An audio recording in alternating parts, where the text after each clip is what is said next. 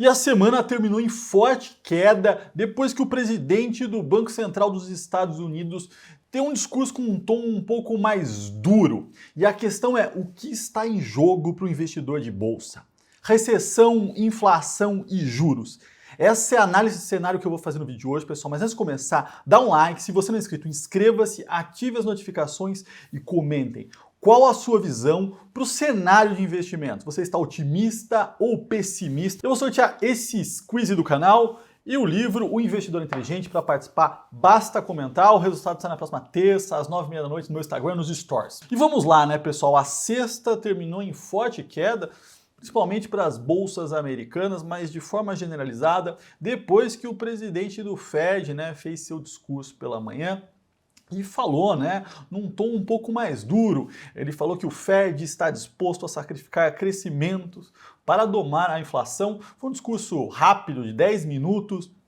Não deu, né, nenhum indicativo de fato do lado de aumento de juros, né, a discussão em relação à próxima reunião do Fed, a decisão está entre um aumento de 0,75 ou 0,50. Na última reunião, ele teve um tom mais soft, né? O que guiou o mercado para um 0,50. Agora, depois dessa alta, desse ralizinho que nós tivemos de forma geral, ele está ponderando aí, isso fez os mercados caírem. Mas a questão é o que está aqui em jogo. Então eu separei aqui 5 pontos importantes para você entender, né, como as ações podem ser impactadas nesse momento. E o cenário, né, pessoal, falando aqui, desenhando, é muito importante para desenhar e saber o que colocar numa carteira de investimentos. E muita gente me procura, né, para ter uma carteira personalizada.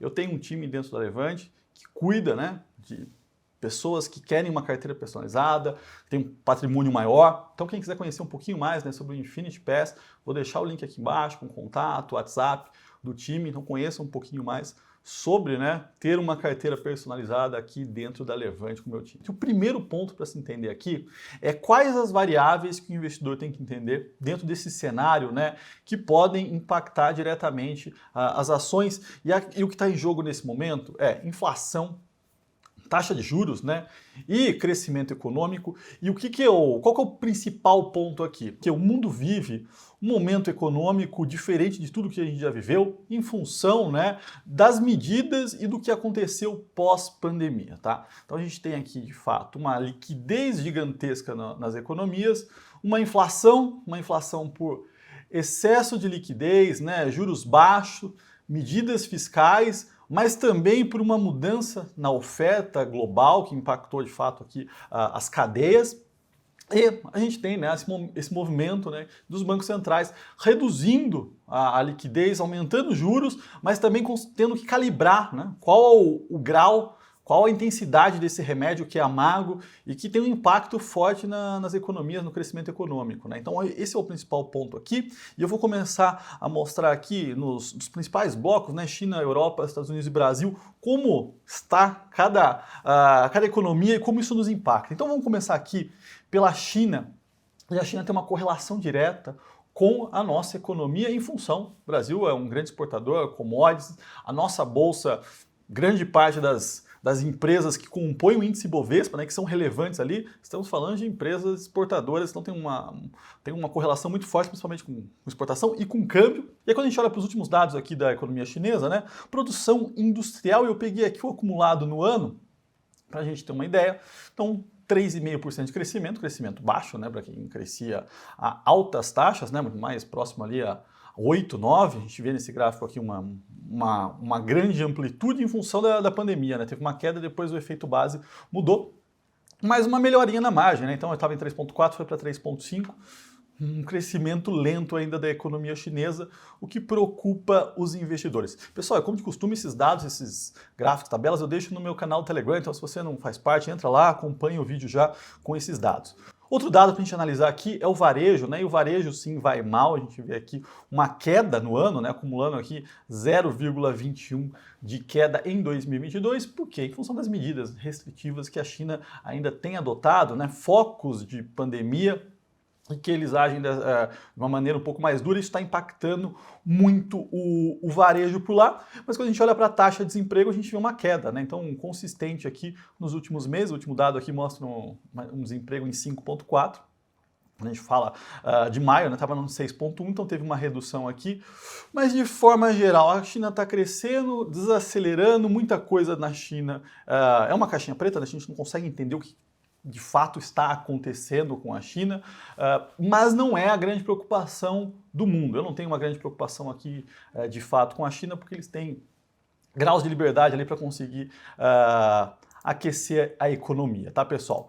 E aí, dando sequência, né? Nosso terceiro ponto aqui, Europa. E Europa nós temos um problema grande de inflação.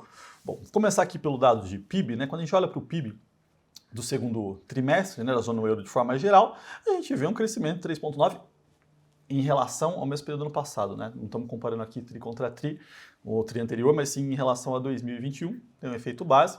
Crescendo mais na margem quando você olha para os dados, né, de alta frequência, mês a mês, você vê uma piora já no segundo semestre desse ano, mas o ponto lá é a inflação, e a inflação tem um componente atrelado à energia, que é muito forte. Eles estão sofrendo ali por uma falta de oferta de energia, e esse problema não tem solução fácil, né? A gente tem visto aí eles com medidas restritivas de uso de energia, como tendo que desligar equipamentos durante a noite, é um negócio bem duro, e esse problema se reflete aqui nos dados, né? Então quando você pega o IPC, que é o nosso IPCA, inflação ao consumidor, a gente vê aqui uma inflação de 8,9, é extremamente alta.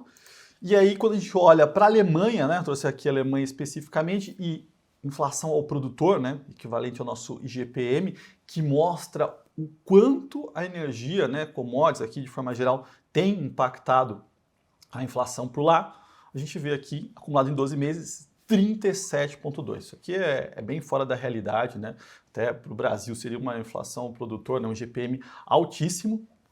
Mas eles estão vivendo lá, de fato, um grande problema, e ali não tem muita solução. Quando a gente olha para o continente europeu, do lado econômico, né, e pensando em mercados, a gente nunca viu um grande crescimento. Mas agora eles têm um problema sério aqui para resolver e não tem solução fácil, tá? Mas não é o continente, não é o cenário que mais impacta as ações. E aí vamos para os Estados Unidos. E aí o ponto 4 da nossa análise aqui, é onde de fato tem um impacto gigantesco nos mercados por uma questão sistêmica, né? E lá o problema é a inflação, uma inflação diferente da Europa, né?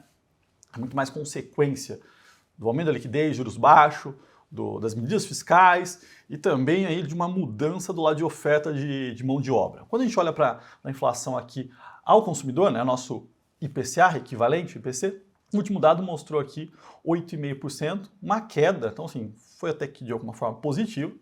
Acho que não se espera ali que de fato tenha se feito pico, né? As projeções aqui mostram um crescimento para o próximo dado. Entretanto, é isso aqui que vai guiar o Banco Central nos Estados Unidos, né? Aqui está o grande ponto, porque o Banco Central por lá tem tentado dominar a inflação, ou pelo menos, né, conseguir ter um aperto monetário para que a inflação no médio e longo prazo, né, aqui a gente está falando de 2 anos e meio, volte para casa dos 2%. É isso que o Banco Central tenta, e ele tenta controlar isso também de uma forma via expectativas, né? Essas falas são muito importantes para tentar ancorar, mostrar que ele está, de fato, empenhado em colocar a inflação para baixo.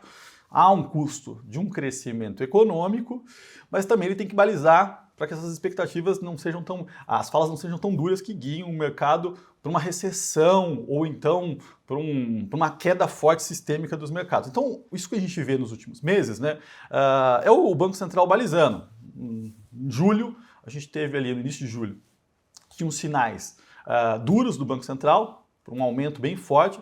A bolsa aqui chegou aos 96 mil pontos, lá também fez a mínima no início do mês. Depois disso começaram a aparecer algumas falas melhores. E na reunião de julho, né, eles tiveram um aumento ali de 0,75, mas foram bem soft, né, nas falas, guiando ali para um aumento de 0,50, né, na próxima reunião. Deixou em aberto, mas indicava 0,50. Agora estão sendo um pouquinho mais duros, mas isso vai fazer parte da nossa dinâmica aqui. Eu não vejo o Banco Central americano tomando decisões extremamente duras que derrubem de forma generalizada os mercados, né, e coloque os Estados Unidos e o mundo numa recessão, mas eles vão guiar, né, de forma nas expectativas, nas falas, para que também não tenha muito oba-oba, tá?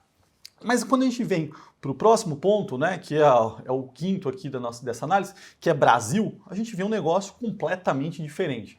A inflação, o último dado de IPCA, tinha mostrado uma queda, né? A inflação já tinha, o IPCA foi o menor da história, e quando a gente olha para o IPCA 15 que saiu essa semana, que é um dado intermediário da inflação ao consumidor, a gente viu uma queda de 0,73, e a inflação, né, baixou da casa dos 10 para 9,6, o que é positivo, tá? Ainda está no nível alto, mas começamos aqui um processo de queda da nossa inflação. Quando a gente olha para a quebra, né, o que tem sido importante? Redução de preços dos combustíveis, né, tanto do lado da queda do petróleo, como também da desoneração de alguns impostos. E habitação do lado de energia elétrica, com desoneração também, com redução de impostos. Então, tudo isso tem ajudado, mas também quando a gente olha, né, para todos os itens da inflação, a gente vê uma redução já do índice de difusão aqui. Então é importante, nossa inflação está num processo de queda, isso deve continuar, o que nos ajuda bastante, né? E o que deve fazer com que o Banco Central praticamente encerre, né? Se tiver mais uma alta vai ser de 0,25, mas encerramos o ciclo de aperto monetário. Em breve começaremos a falar, né, de uma redução. Desemprego em queda, né? Nosso desemprego aqui nos menores níveis, 9,3. Quando a gente olha para a confiança, outro dado importante que saiu aqui, confiança do consumidor aumentando. Então todos esses dados, né, mostram aqui que o Brasil está num caminho certo, um crescimento que deve ser de 2% em 2022, na contramão do mundo.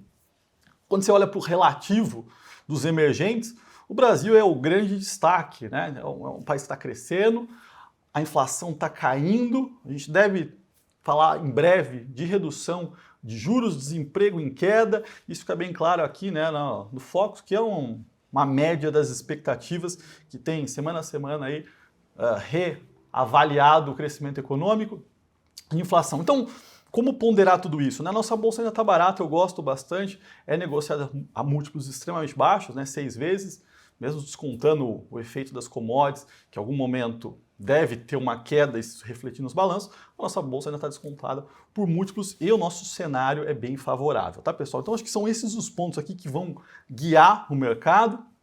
Eu quis desenhar um pouquinho do cenário aqui para vocês, tá certo? E como eu falei, né, tem sorteio de livro e de squeeze do canal. Todos esses dados estão no meu Telegram. Quem quiser conhecer um pouquinho mais, né, sobre Infinity Pass, sobre as carteiras personalizadas da Levante, que eu faço juntamente com o meu time, deixei os links aqui embaixo. E se você gostou do vídeo, dá um like, se inscreva no canal. Até o próximo.